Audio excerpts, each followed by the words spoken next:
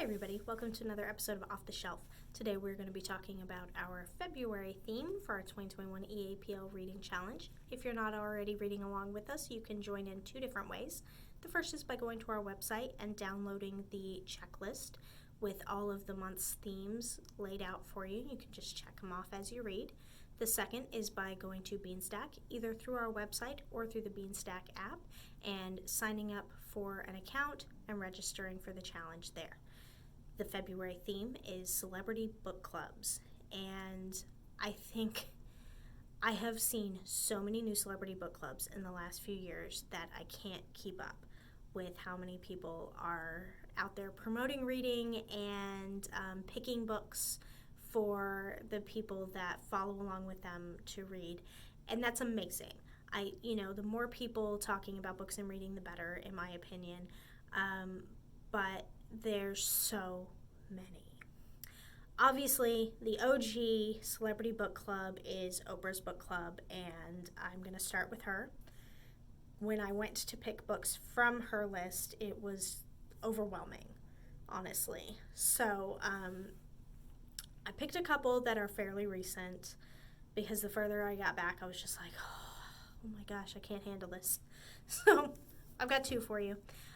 The first one is Ruby by Cynthia Bond, and this is about a girl who grew up in East Texas in the 1950s, and she had a really rough life. Lots of violence and abuse, and she suffered something terrible. So as soon as she could, she ran away to New York and made a life for herself there. Then when she's about 30 years old, she gets a telegram saying, you need to come home. So she goes home, but then she finds herself back in the same sort of situation she was in as a teenager. At the same time, there is a guy who has loved her for as long as he can remember, and he ultimately ends up having to choose between her and his love for her or his loyalty for his family. So some intense feels in this one, but if it's something that interests you, I think this is an awesome choice to start off with. I'm going to turn the camera just a little bit so you can see more of the book. The next one is Hidden Valley Road, Inside the Mind of an American Family by Robert Kolker. And this is a nonfiction about a family. The father was in the Air Force in World War II, and between 1945 and 1965, they had a whole bunch of kids. So you can see them all lined up on the stairs here. And by the mid-1970s, 6 of the 10 boys in this family had been diagnosed with schizophrenia. That's horrifying. How does this even happen, first of all? And then how, as a family, do you deal with that type of mental illness on that scale? Because I think one person in a family dealing with that type of mental illness would be tough. 6, I can't imagine. And these are young men. These are teenagers, young adults at this point. And so this book is kind of diving into their lives and their diagnosis, and how is there a genetic component to this? There seems like there has to be, right? So if that interests you, if mental health interests you, I think that this is a fascinating read. So definitely pick this one up. Next is Reese Witherspoon's book club. She, in the last, I want to say like 3-4 months, has started picking 2 books instead of 1. She picks an adult book every month, and then she also picks a YA book. And y'all know how much I love YA. So I had to pick one of her YA books to share with you. That is A Cuban Girl's Guide to Tea and Tomorrow by Laura Taylor Namey. And this is about a Cuban girl living in Miami, and she's got her life all planned out. She is going to graduate high school and move in with her best friend. She's going to become the head baker at her family bakery, and she's going to live happily ever after with her boyfriend. Sounds good. Problem is, all at once, all these plans just blow up in her face. And her family, knowing that she's having a hard time dealing with all of this, understandably, decides that the way to help her with that is to send her to England for the summer. I believe there's family. I don't think they're just like shipping her off to another country by herself. I think she's going to stay with family.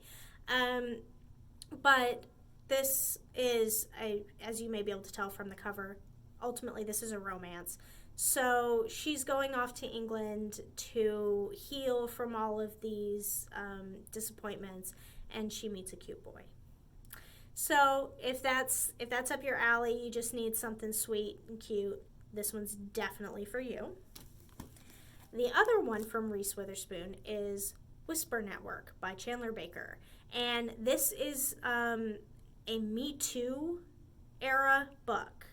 I know that the whole Me Too movement has kind of moved to the back seat a little bit because of all of the race issues that have been brought to the forefront over the last year. But it's still very much an issue. So if you're here for that, if you're here for women saying, we've had enough, this book is for you. It is about an office where one of the men has been, for years it's been whispered that he's treated women poorly, that he's put them in inappropriate situations, but nothing has been done about it. It's just whispers. And then finally the women in this office decide enough is enough. They're not going to let another one of their colleagues be put in one of these positions. So if you want to find out what happens with that, Whisper Network. Then we've got some picks from Jenna Bush Hager. She does book selections on Good Morning America, and a lot of hers that I was like, oh yes, that one sounds great, I'll add that to my list, are already checked out. So yay, everybody's already reading those books. So I had to pick one that wasn't checked out, first of all, and the one that I picked is Here For It by R. Eric Thomas. And this is a collection of essays about what it means to be different, to be the other, what normal actually looks like,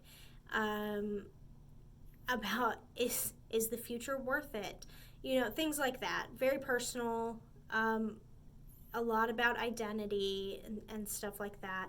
And I love essay collections. I feel like I'm having a conversation with the writer when I'm reading them. So if that's something that interests you, if that's something you're looking for, I would recommend Here For It. Look at the confetti. The confetti's so much fun. Then I have one from Emma Watson. Emma Watson was doing a Goodreads sort of book club, and people were able to discuss in the forums in the Bookreads group about different books. I don't know if it's defunct, if it's in hiatus, I'm not sure, but it doesn't appear to be active on their Goodreads page right now. I did, however, pick one from her that I thought was interesting. All of the picks in that group are very feminist. That's a big thing for her, is feminism. So one that I picked is Overdressed, The Shockingly High Cost of Cheap Fashion. And this is an older book. It's from, I think, 2009. But it talks about how the clothes that in, America and Europe, parts of Europe, that we get very, very inexpensively, how it's not just that it's expensive to make them, because that's not the case, but how the effect that it has on the people making these clothes, growing the textiles, things like that, is so detrimental. So if you are not familiar with this discussion around fast fashion and how it is really, really doing a lot of damage to the people involved in the manufacturing of it, as well as to our environment, this is definitely one that I think you should read to learn a little bit more about that topic. Then I have a couple from the actress Emma Roberts. She has a website, Bellatrist, I think is how it's pronounced. I'm not 100% sure. And she has a bunch of different picks. She also has some, like, other celebrities pick a list of books that she shares on her website. There is a lot of overlap with other celebrity book clubs, but there's also some really interesting selections that I didn't see other places. So I picked a couple of those. The first one is These Ghosts Are Family by Macy Card. And this is about a man who leaves his family behind in Jamaica to go to England to work, and then ends up faking his death and taking on a new identity. And, you know, his family thinks he's dead. Then many years later, his daughter actually finds out that he's alive. He's been alive this whole time. So it's about the fallout of this decision that he's made in this family. Again, I really like the cover on this one. This girl with the cat head, I think, is fascinating. So, These Ghosts Are Family. Then the other one has been on my to-read list since it came out, My Sister the Serial Killer by Oyinkan Braithwaite. It is set in Nigeria. The main character works in a hospital, and her sister calls her and says, "My boyfriend's dead, I need your help." And she has to go and clean up after her sister, who has killed her boyfriend, supposedly in self-defense. Except, this is the third boyfriend in a row that she's killed in self-defense. So she's thinking, my sister's, like, there's something going on here. She's not right in the head, perhaps. But, you know, she's her sister. She's going to help her. Until this doctor that she works with at the hospital that she's had a thing for ages asks for her sister's number. And then she has to decide, is she going to save him and many, many more men in Nigeria from potential murder, or is she going to be loyal to her sister? It sounds really intense, but this is a humorous book, and like I said, it's been on my to-read list since it came out. I need to move it to the top because it's just, that sounds incredible, right? I need to know more about this. So check it out. Come let me know what you think. And I have two more for you from Andrew Luck, the quarterback. He played for the Colts. Does he still play for the Colts? I'm not sure. This year's sports seasons, or, you know, the 2020 sports seasons, they were weird, and I could not follow them. So I feel like I am miles behind now on what's going on in all the sports. So, Andrew Luck, though, quarterback, who at one time, at least, played for the Indianapolis Colts. His selections are really interesting. They are much more eclectic than a lot of the other book clubs, first of all. And he does a fun thing where he chooses a veteran book, which is a book for adults, and a rookie book, which is a book for kids. And there's a selection of each month. So if you want to do a celebrity book club sort of read-along thing with your kids, your grandkids, then he has choices for you there, which I think is really cool.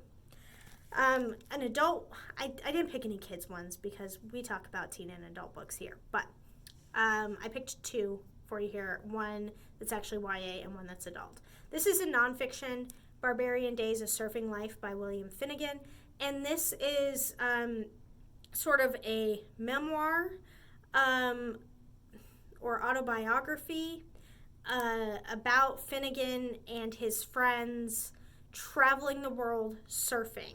And it's about surfing as a sport, surfing as an art, and how you have to master all of this.